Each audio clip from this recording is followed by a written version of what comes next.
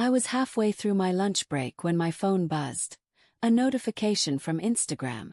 It wasn't the usual ping of a meme from a coworker or a family group message. It was a tag. From her. My wife, Mara. I smiled automatically until I opened it. And froze. There she was, sitting on another man's lap. Her ex, Evan. His arms wrapped around her waist like he owned her. Her head rested against his shoulder, a mischievous smile on her lips. The caption read, "Sometimes you miss the old days." Relieved face thought balloon. My heart slammed against my ribs. The sounds of the cafe blurred, the chatter, the clinking cutlery, the music, all vanished. I just stared at my phone at that picture, my pulse roaring in my ears. I must have read the caption 10 times before the words started to make sense.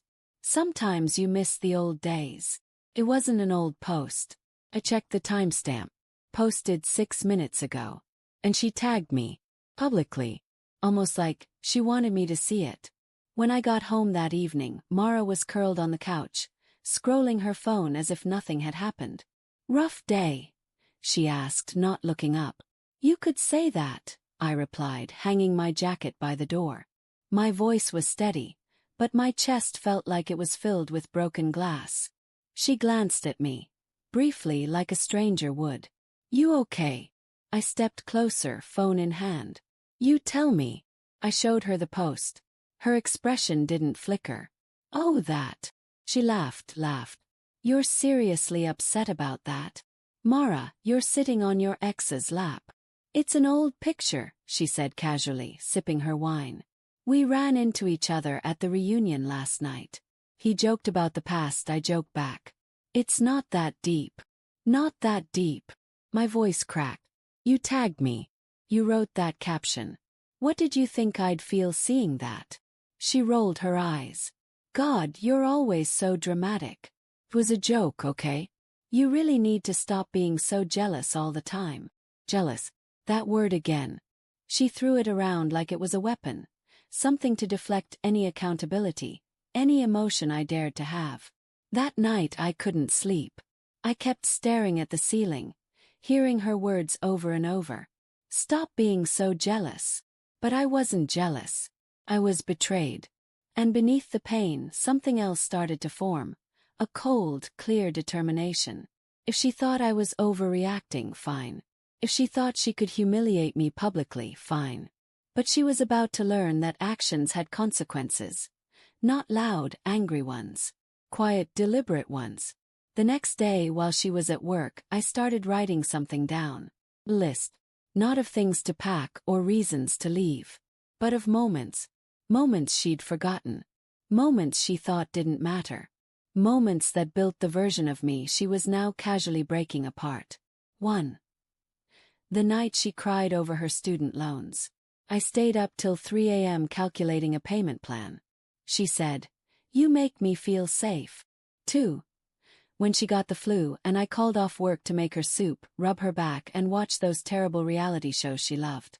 3. The day she said she didn't think anyone would love her for who she was, and I said, "I already do." 4. When she was late for her own sister's wedding because she couldn't pick a dress. I told her, "You could wear a paper bag and still outshine everyone." 5. Every time she said, "I love you," and I believed her. That night, I left the list on the kitchen counter, folded neatly beside her phone. When she came home, she found me sitting quietly at the table, sipping coffee. "What's this?" she asked, picking up the paper. "Read it," I said. She rolled her eyes, unfolding it with exaggerated annoyance. But as she read, her face began to change. Confusion first, then unease, then something like guilt flickering at the corners of her eyes. When she got to the bottom, she looked up. "What is this supposed to be? A guilt trip?" "It's a reminder," I said softly, "of everything I gave and everything you've taken for granted." She scoffed. "Oh, come on, Noah. You're acting like I cheated on you. Didn't you?" Her lips parted. "It was a picture." I leaned forward, my voice low and steady. "You didn't just post a picture, Mara. You posted a message. You told the world that what we have isn't enough. that you miss someone else, that you miss the old days. You made me look like a fool in front of everyone we know. Her jaw tightened. You're twisting it. Am I? Yes. Then tell me this. Did he touch you at that reunion? She hesitated. It was just a hug. How long? She stared at me, saying nothing. That's what I thought, I said quietly. You didn't miss the old days. You missed being wanted by someone new. Someone who doesn't know how selfish you've become. For a moment she didn't say anything. Then she smirked, that cold, familiar smirk she used when cornered.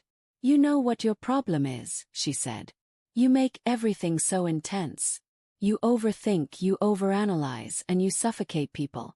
Maybe that's why I missed the old days, because I used to feel free. Her words sliced through me.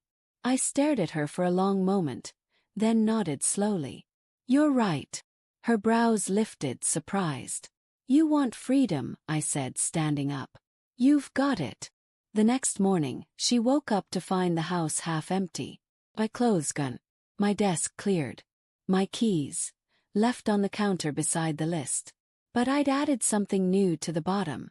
6. Sometimes you miss the old days. But not enough to relive the worst parts of them.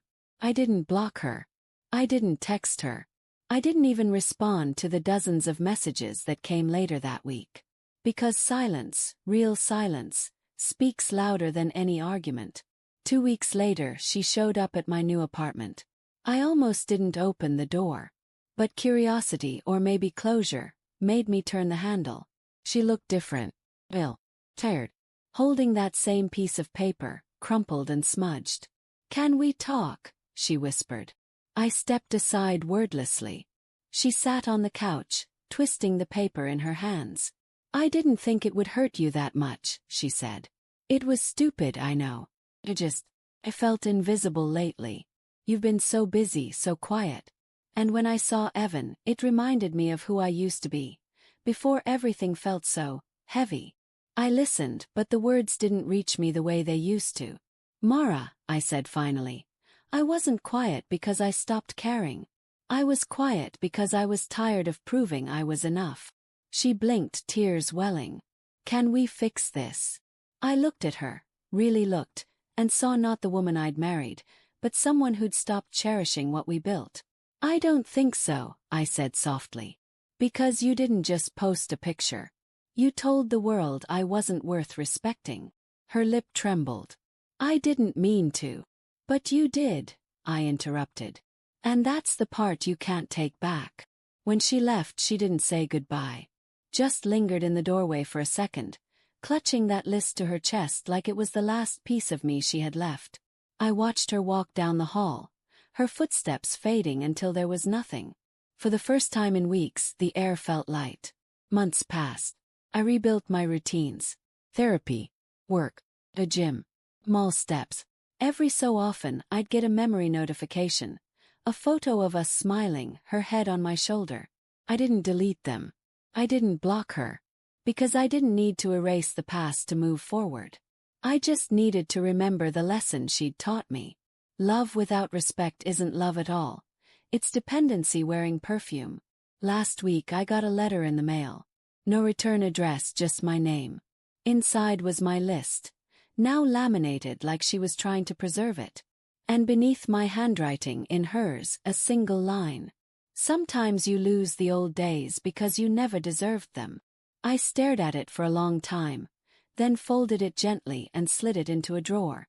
Not out of forgiveness, not out of nostalgia, but because that list wasn't hers anymore. It was mine, a reminder of how far I'd come, and of the man I refused to stop being, even when love turned its back. And if she ever posts another picture, another caption about missing the past, I hope she remembers what she lost when she tried to humiliate the one person who truly saw her. Because some memories aren't about what we miss. They're about what we'll never allow again.